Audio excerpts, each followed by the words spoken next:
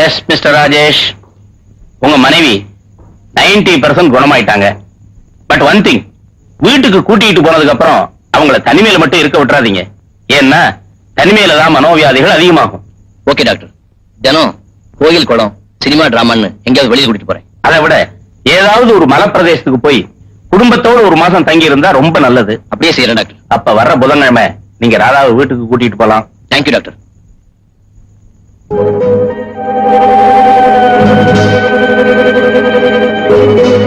ராதா, வர புதன்கிழமை உன்னை வீட்டுக்கு கூட்டி போலாம் டாக்டர் சொல்லிட்டாரு. ரொம்ப சந்தோஷங்க. ஒரு முக்கியமான விஷயம் உங்ககிட்ட சொல்ல மறந்துட்டேன். நம்ம எதிர்பார்த்ததுக்கு மேல வைத்திய செலவு அதிகமாயிடுச்சு. அதனால உங்க அப்பா கிட்ட ஒரு 10,000 ரூபாய் பணம் வாங்கிட்டேன். அதான் மனசு கஷ்டமா இருக்கு. மாமனார் மருமகனுக்கு கொடுத்ததா ஏன் எடுத்துக்கிறீங்க? அப்பா பொண்ணு கொடுத்ததா நினைச்சுக்கோங்களேன். ரெஸ்ட் எடுத்துக்க, நான் வரேன்.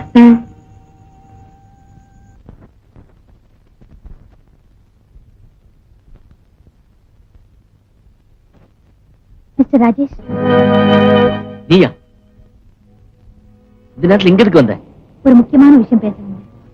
உங்க வீட்டை தேடி கண்டுபிடிக்க ரொம்ப சிரமமா போச்சு. போலீஸ் அனாவசியமா என்ன சந்தேகப்பட ஆரம்பிச்சிருச்சு. இப்ப உன்னோட என்ன பார்த்தாங்கன்னா வேற வம்பே வேண்டாம். போலீஸ் என்னையும் சந்தேகப்பட ஆரம்பிச்சிட்டாங்க. எங்க என்ன மிரட்டி உண்மையை கக்க வச்சிருவாங்களோன்னு பயமா இருக்கு. அதனாலதான் ஒரு முடிவோட வந்திருக்கேன். என்ன முடிவு? கடன்காரங்க தொல்லை தாங்க முடியல.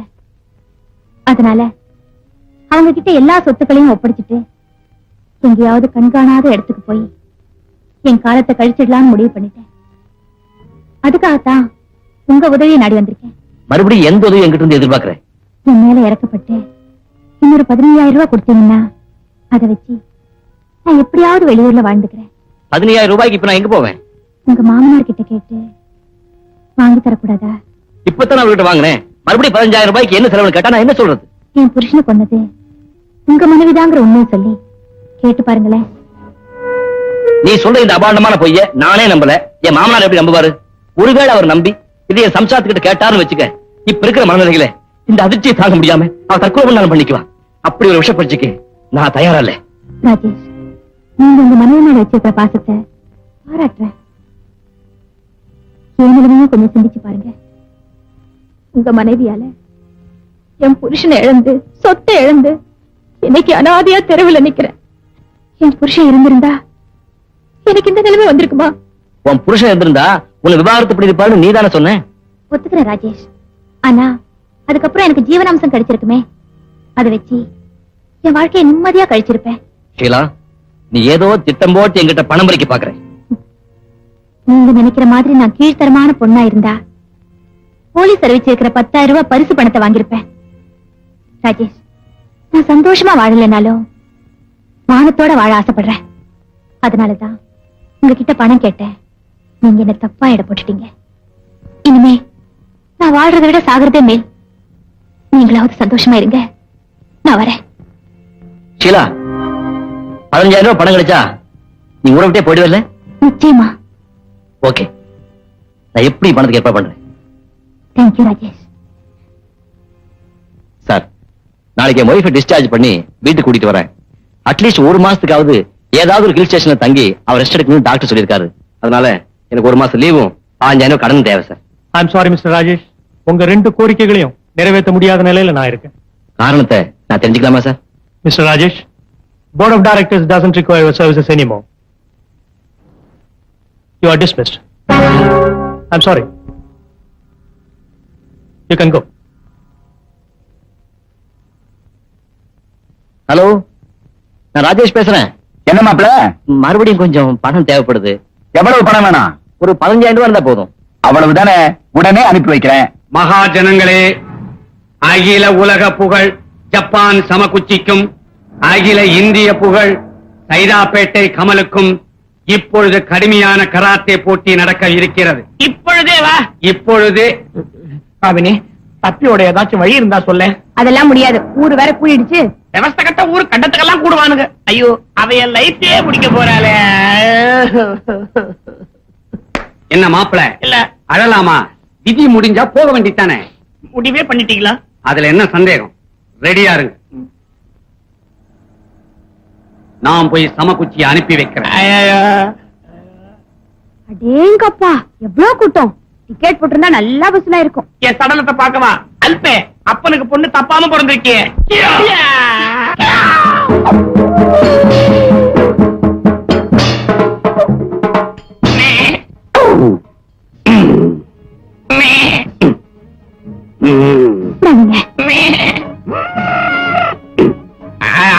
ஆறு இவர்தான் சமக்குச்சி. நான் பார்க்கும்போது இழைச்சிருந்தானே, இப்ப இவனை பார்த்தா எனக்கு அத்தையும் ஆடுதே.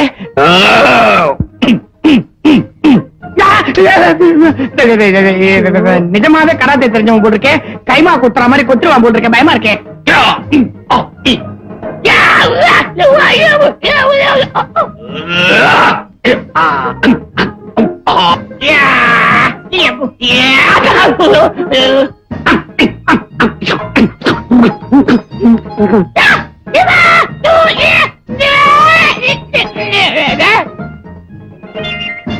நமஸ்காரம்.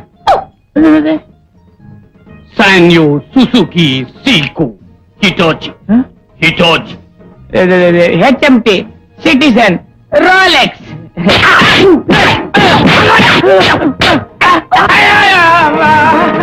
யாருனே காமினி?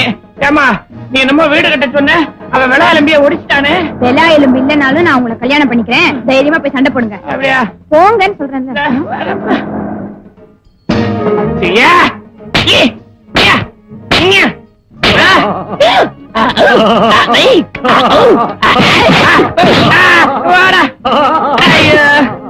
என்ன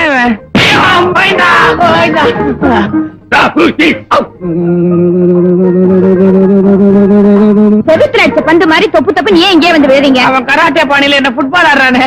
நான் உங்களுக்கு வேணுமா வேண்டாமா? வேண்டாம், என்ன உயிரோட விட்டுரு, நான் ஓடிடுறேன். நான் உங்களை விடுறதா இல்ல, போங்க. சார் எதுக்கு உக்காந்து அடிக்க?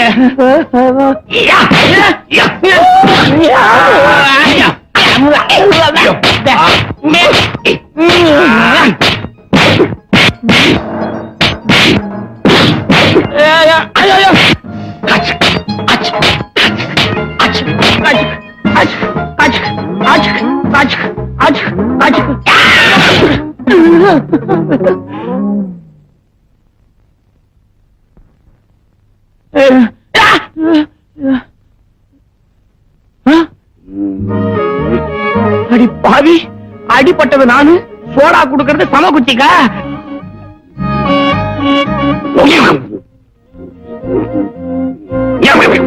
ஜப்பான்காரனை செட்டப் பண்றா போல இருக்கு.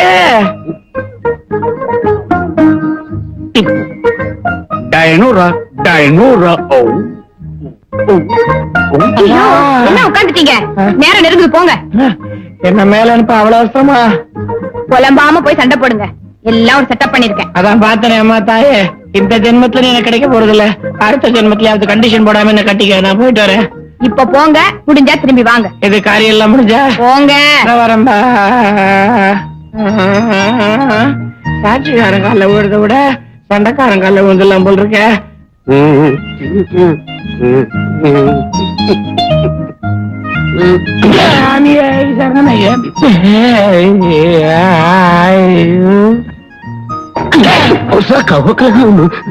Mitsubishi Suzuki Kesa.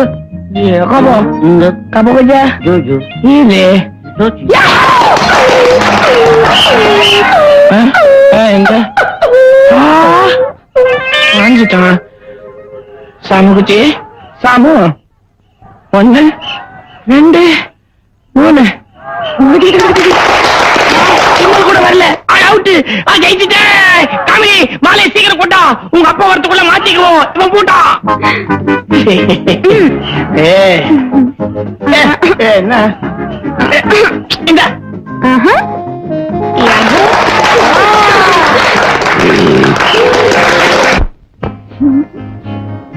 காமினி, என்ன நீ இதுக்கே எவ்வளவு வைக்கப்பட்டினா இன்னும் எவ்வளவோ இருக்கே. எங்க லைப்ரரியில வேலை பாக்குற மாலத்தி தான் சொன்னான், புருஷன்கிட்ட பிகு பண்ணிக்கிட்டாதான் பாசமா இருப்பாருன்னு. அவ பேச்செல்லாம் நீ கேட்டீங்கன்னா உனக்கு புள்ள பிறக்காது, பிகுதான் பிறக்கும். ஆமா, உங்களுக்கு புள்ளைய பெத்துக்கிட்டாலும் அது பெரிய வீரன்னு தான் பேர் எடுக்கும். அந்த சமகுச்சிய சேமாடி அடிச்சதுக்கு அப்புறமா என் வீரத்துல உனக்கு சந்தேகம்? சும்மா உடம்ப அழுத்திக்காதீங்க. நான் மட்டும் சமக்குச்சிக்கு சோடாவில தூக்க மாத்திரை கலந்து குடுக்கலனா அவர் உங்களை பல்லு குத்துற குச்சி உடைக்கிற மாதிரி உடைச்சிருப்பாரு. எப்படியோ சமகுச்சிய நீ ஏமாத்திட்ட, உங்க அப்பனை நான் ஏமாத்திட்டேன். ஏமாந்தது நான் இல்ல, நீங்க தான். மாமா என்ன சொல்றீங்க? டேய் மாப்பிள, கராத்தே வீரன் நீ பொய் சொல்லி ஏமாத்தினதை என்னால தாங்க முடியல. உன்னை அடிச்சு நுறுக்கணும்னு ஆசைப்பட்டேன். கல்யாணத்துக்கு அப்புறம் அடிச்சா நல்லா இருக்குமா? அதனாலதான் நானே சமக்குச்சி மாதிரி வேஷம் போட்டுக்கிட்டு வந்து ஆசை தீர நங்கு நங்குன்னு 4 மிதி மிதிச்சேன். என் பொண்ணோட கல்யாணத்தை செலவில்லாம முடிச்சேன். நடந்தது நடந்து போச்சு, அதுக்காக என் நேரத்தை வீணாக்கணுமா? மாப்பிள இப்பதான் நினைவுக்கு வருது. அப்ப போங்க. ச்சீ, இன்னைக்கு ஊரு பூரா ஹர்த்தால், பாலும் பழமும் வாங்க முடியல. சாந்தி முகூர்த்தத்தை நாளைக்கு வச்சுக்கலாம். வா வெளியே. ஏயா உனக்கு அடையாளத்துக்காவது அறிவு இருக்கா? எனக்கு வர ஆத்திரத்துக்கு அப்படியே ஒண்ணு. மாப்பிள அனுபவத்துல சொல்றேன், இந்த நேரத்துல உன்னை பலவீனப்படுத்திக்காத. மாப்பிள அர்த்தராத்திரி 12 மணிக்கு வந்து கதவை தட்டி உன்னை எழுப்புவேன். குலதெய்வத்தை கும்பிட போகணும். ரெடியா? அது இவன் குலதெய்வம் என்ன காட்டேரியா? விவஸ்தை கட்டவன். காமினி, காமினி கொடு. ஒன்னே ஒண்ணுதான் தருவேன். சீ, இதெல்லாம் லைப்ரரி புக்கா? அட் டைம் ஒண்ணுதான் தருவியா? உன் சிநேகிதி மாலத்தி உன்னை ரொம்ப கெடுத்திருக்கா. கமா காச்சா மூச்சானு கொடு. இருங்க, லைட் ஆஃப் பண்ணிட்டு வரேன். ஐயோ, லைட் ஆஃப் பண்ணிட்டு என்ன இருட்டுல பாத்தீங்கன்னா ரொம்ப பயந்துருவேன். So for a change வெளிச்சத்திலேயே.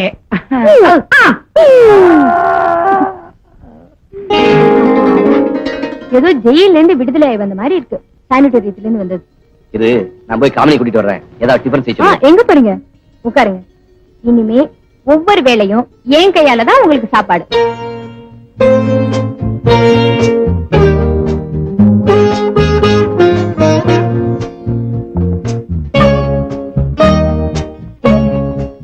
பால் கொண்டு வந்திருக்கேன். வேண்டாம். ரொம்ப நாளைக்கு அப்புறம் என் கையால பால் தரேன். இப்ப குடிக்க போறீங்களா இல்லையா? நான் தான் கொடுப்பேன். போதும் போதும், எல்லாத்தையும் நீங்களே குடிச்சிடாதீங்க.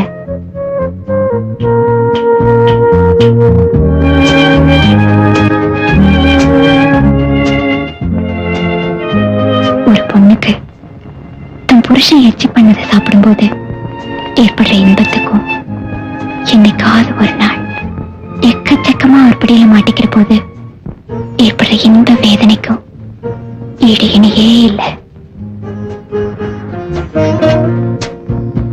என்னங்க, இன்னும் உங்களுக்கு தூக்கம் இல்ல? தூங்கி ரொம்ப நாள் ஆச்சு. விளக்கு அணிங்க.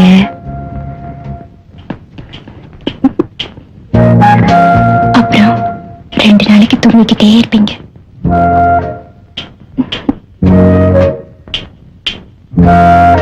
என்னங்க, நான் எவ்வளவு ஆசையா பேசிட்டு இருக்கேன். நீங்க பாட்டுக்கு சாமியார் மாதிரி மௌனமா இருக்கீங்களே, என்னாச்சு உங்களுக்கு? ஒண்ணு இல்ல ராதா. நீங்க போய் சொல்றீங்க, எனக்கு தெரியும். நான் செஞ்ச குத்தங்களை நீங்க இன்னும் மறக்கல.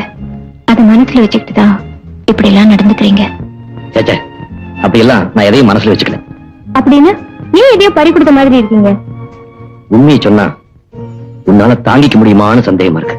இப்ப என்னால எதையும் தாங்கிக்க முடியும். தைரியமா சொல்லுங்க.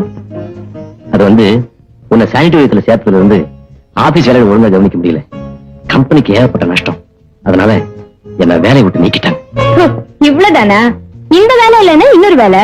அது வரைக்கும் அப்பா கிட்ட வாங்கின 10,000 மீதி இருக்கும்ல, அதை வச்சு சமாளிப்போம்.